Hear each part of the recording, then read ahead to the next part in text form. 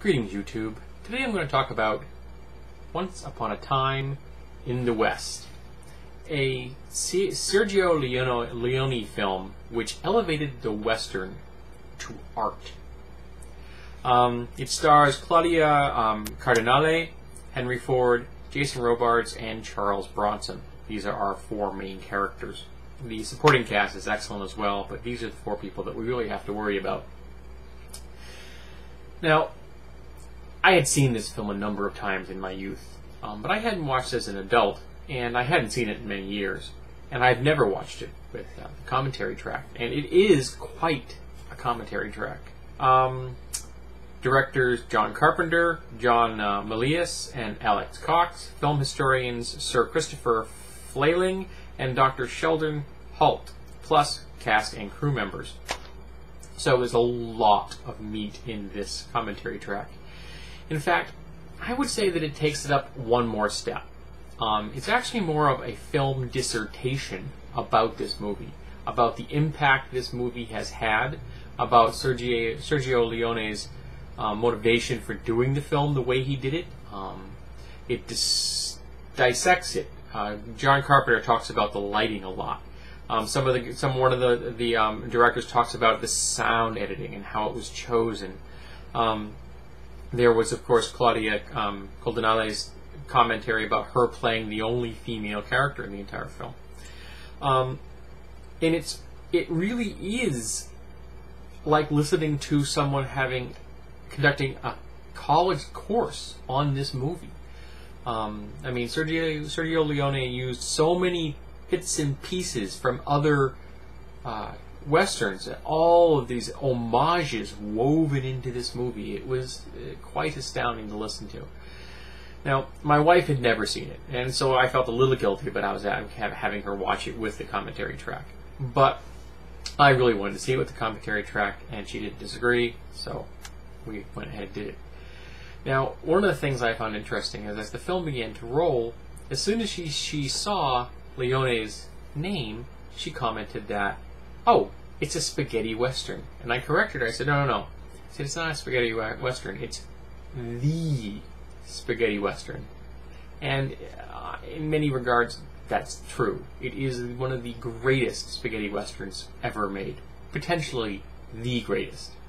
Though the director was Italian, the film itself was done mostly in Spain, in a number of different locations. Some of the footage was done here in America, in the Midwest, to get some of the shots of like the Painted Valley, things like that you can't get anywhere else in the world. But the bulk of the film was done in Spain. In fact, the Spanish government actually let the crew move like sand hills, essentially, so they could lay down track for a particular shot they needed for a railroad scene. This film is, in many ways, a transition between the West of the past and the West of our era. And in the past, it was the West of the horse, of the carriage, and then the West of our era, or at least the era they were discussing, was the age of steam, of the railroad.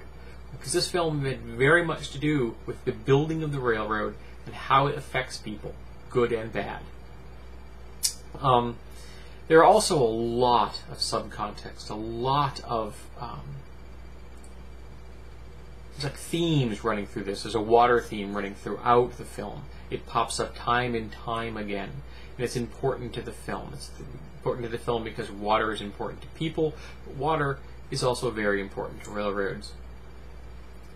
And the basic gist of this is that you have someone who's been wronged, and he is out for revenge.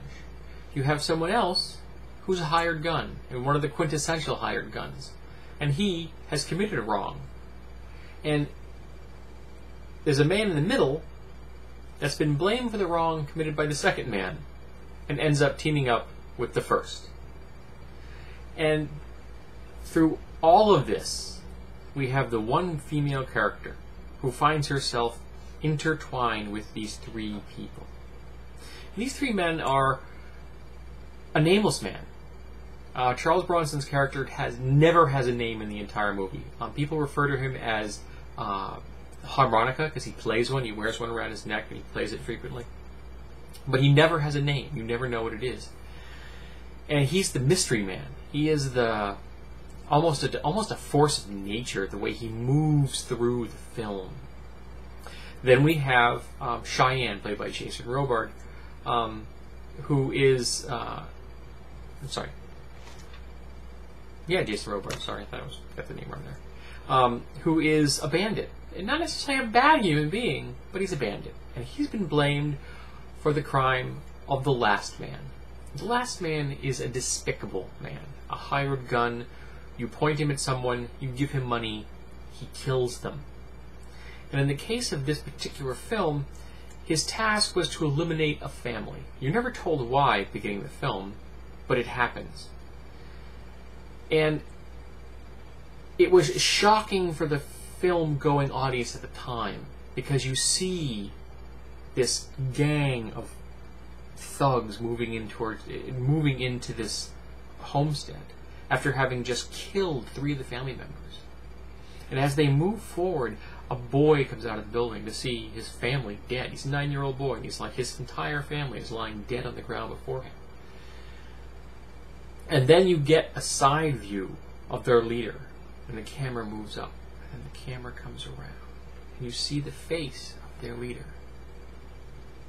And it's Henry Fonda, the nicest man in all of Hollywood, a hero in numerous westerns.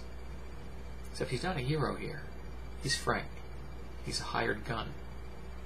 And one of the men in his group said, "So Frank, what are we going to do with this one?" And Frank says, "Well, now that you said my name." And he shoots and kills the boy in absolute cold blood. And it was such a break from the types of characters that Henry Fonda made. And it was a masterful stroke by Leone to do this. Now the rest of the film is a fairly complex series of events. You are introduced to Claudia Cardinale's character as the now widow of the family that was killed. She had been married at another place and had just arrived to take over in charge of the family to find her entire family dead. But their homestead's important, and she becomes important. And she becomes important to the 3 men in the story. But at the end of the film, the 3 men leave her life for very different reasons and in very different ways. And I'm not going to spoil it for you, because I've spoiled a few things already, and that's okay. But the ending, I think the ending you have to discover for yourself. And this is, quite frankly, one of the best roles that Charles Bronson ever had. Henry Fonda was at his best. Jason Robards was just wonderful. And I have to admit that I haven't seen enough of Claudia Cardinale to tell you how many other roles she had. I think I've seen one other film she did. But it was all so masterfully done. It really is art in its purest sense. If you are a fan of films, you owe it to yourself to see this movie. Watch it just as a film. Listen to the commentary later. It's a long movie, but it's worth the trip. Leone lets his characters, lets his actors, lets his film have time. Things flow. Not a perfect film. There's one particular scene that kind of scene you're asking yourself, why is this scene here? And I have no idea why he put the scene he did where he did. But it's a masterpiece. And I was glad that I was a fan of it as a kid and when I was a teenager. And I'm glad that I own a copy now and that I've listened to it. And I will watch this film again in its entirety just as a film because it was so well done. There are no throwaway characters. There are no things that were left out. It was just a work of art. It was a great time. It's a good movie.